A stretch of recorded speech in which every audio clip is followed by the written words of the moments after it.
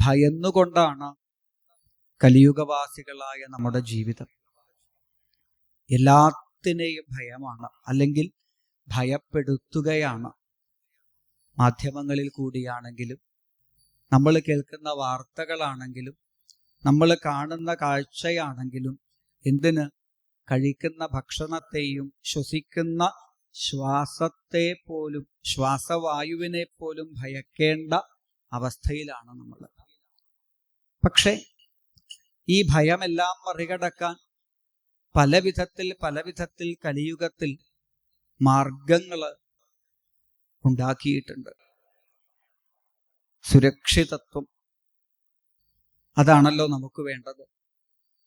അങ്ങനെ സുരക്ഷിതത്വം തരാൻ, ലഭിക്കാൻ പലതരത്തിലും നമ്മൾ മെനക്കെടുന്നുണ്ട്.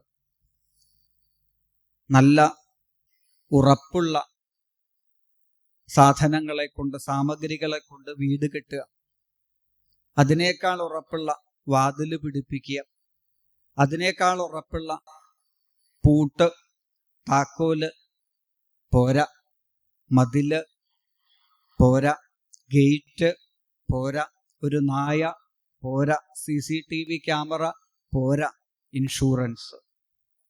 ഇത്ര എടുത്തിട്ടും നമ്മൾ ഭയപ്പെടുമ്പോൾ, ഈ ഭയങ്ങളൊന്നുമില്ലാതെ, ഈ ലോകത്തെക്കുറിച്ചിട്ടുള്ള ഒരു ഭയവും ഏൽക്കാതെ നമ്മൾ കഴിഞ്ഞതെവിടെയാ എന്ന് ചിന്തിച്ചാൽ അത് അമ്മയുടെ മടിത്തട്ടാണ്.